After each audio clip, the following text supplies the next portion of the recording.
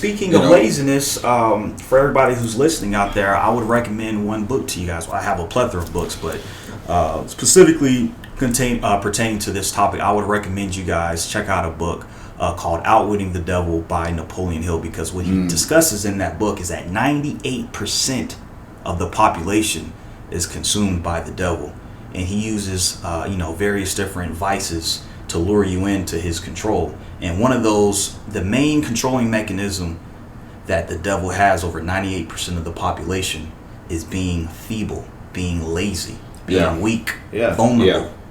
I agree with that. I will also 100%.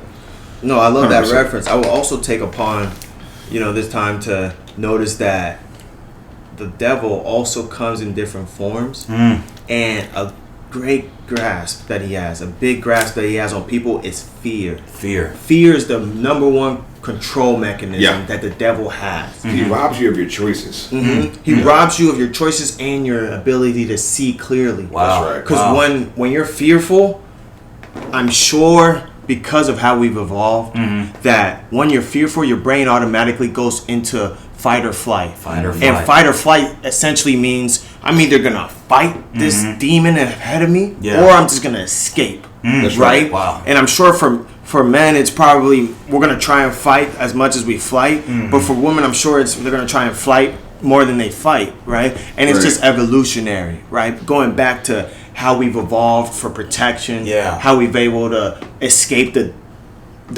wild animals we grew up with, stuff like that. So how does the devil control someone in the modern age? Wow. Fear. Right? It could be man-made fear. We know the powers above us and how they tend to put things in the media. That's right. And propaganda. Yeah. They're propagating a message that's going to make you fearful. That's right. Granted, and it's hard to fact check these things, so people are out there thinking this is 100% truth. Right? Like, how many people know that COVID was man-made? I don't know. But that's a fear that we lived with for still even to this day, but 3-4 years plus. Dude, the devil's going to make it seem like you have no way out. And when it feels like you have no way out, that means you have one route to take. Right. Flight. We're out of here, So I like that you said that, and Outwitting the Devil is a great book. Definitely check that out. Because I think in that book it also references, it's almost like it's a dialogue between whoever the author is and Napoleon Hill. It's an interview. He's interviewing essentially the devil himself. Exactly. And that's a brilliant dynamic right there. And he's asking scenarios. So what if this happens? And the devil explains, well, I implicated this method because I know human behavior is this, and that's how I made you feel that way. So it's almost like a first-person interview, like you said. So, I would say fear. And to piggyback on that as well, and to reverse that, going back to the purpose thing, that's why having a purpose is so essential. Yeah. That's why having a purpose it's allows like you to your own escape train track, man. Yeah. Can't get derailed when you're just following your purpose. Exactly, brother. Yeah. And along the route, as you're defining and enhancing your purpose, you're building a momentum, and you're sharpening yourself. That's right. So when things come to you, there's no need to be fearful. You've done this thousands of times, and it's panned out perfectly. It's panned out the way it's supposed to. Absolutely. So there is no fear, because at the end of the day, all is well. It's going to work out. Effort is irresolute. Yes, sir. Yeah. And I would say, hey, to the young adults out there, to the mid-age adults, to anyone that's listening, you have to train your mind for success. The way you do that, make a list of goals in any area of your life. Make a list of goals. Start off small, but you need to be able to check these goals off consistently. That's how you build self-esteem. Wow. And it's esteem of the self because it comes from your doing. We don't need external self-esteem as much as you think you do. I would say yes, every human needs love, attention, validation, for sure. But what you need more of is self-esteem. And you do that by knocking off goals on your list. I want to lift this much by the summer. I want to wake up at this time. I want to cook a meal at this time. I want a meal. It can be very simple, but you show yourself that you're capable of doing these things, and then you start believing yourself, and something crazy happens after that. you become confident. Wow. Confident, intelligent, assertive. Come on. Yeah. Shout out to my man's Kevin Samuels. R.I.P. to Kevin Samuels, man. He's one of the greatest influencers out there of all times, man. And he taught so many valuable lessons to us young men and women, believe it or not.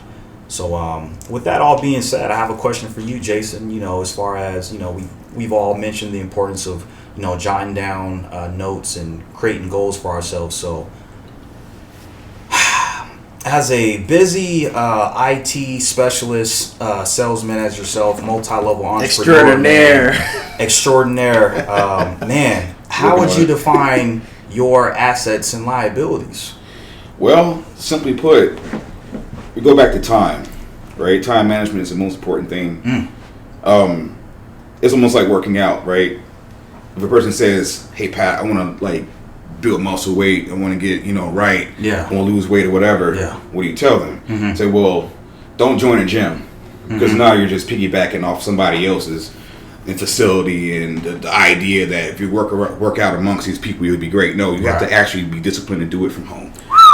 Get on your hands and knees, do some sit-ups, do some push-ups, go run around your building, whatever you're going to do. And how much does that cost? Free. Free 99. So Can't make this up. So the whole idea is to first discipline yourself to work without a supervisor. It's too easy to just fuck off, right? Excuse my French, but that's exactly what we do every day. Wow. Right? People will just get on YouTube or, you know, play a game on their phone. You're supposed to be working, you're not. But when you're working for yourself, right, the customer's paying you. If you don't deliver, you don't get paid. You're not clocking in hours working for yourself. You can't eat what you can't kill. You sure can. So once you realize that dynamic and you know that, man, you know what, I was supposed to be working Saturday night, but I spent all day playing VR or PlayStation, and the customer come Monday didn't pay you because you didn't deliver, that's on your back. You can't go to your lady and be like, man, it was them. No, it was you because you chose to use your time unwisely. Wow. So then you have the dynamic of family and friends. People you want to hang out with. You got to discipline yourself to say, you know what, fun comes later. Because this is what I tell myself, right?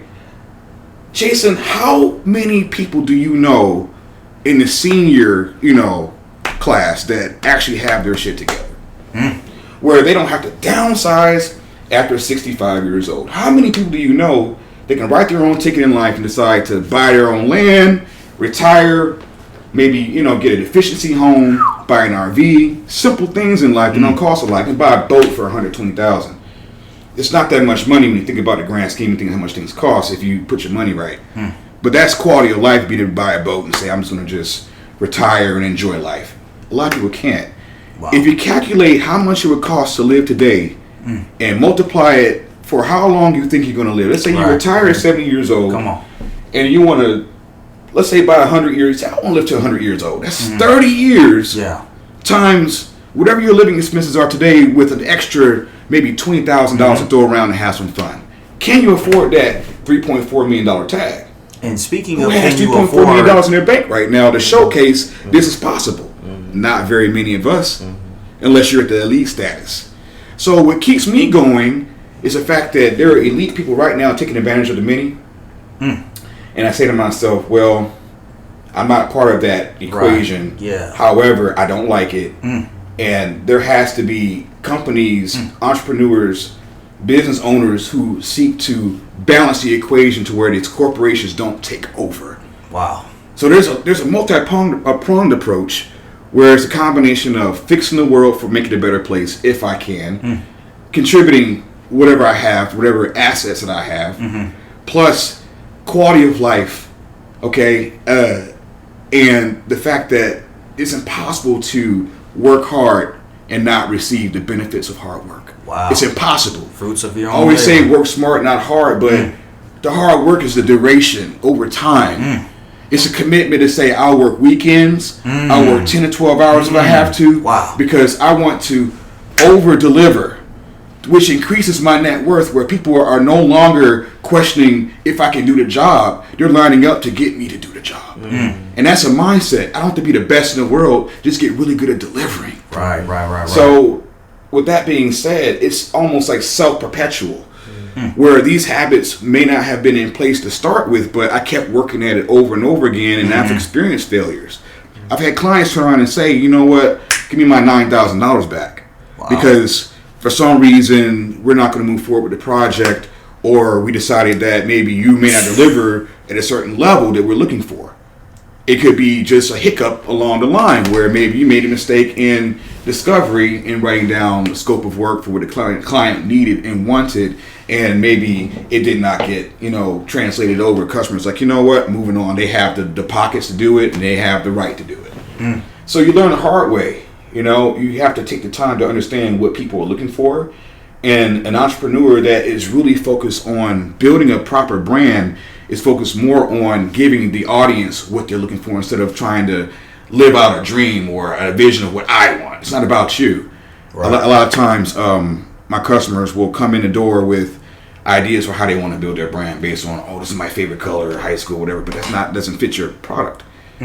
Or maybe a logo design or a brand nuance that has something to do with their childhood. It doesn't fit your audience. That's not what they're looking for. Right.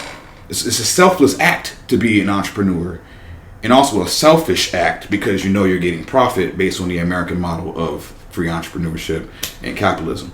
So, those are the kind of things that push me. Okay.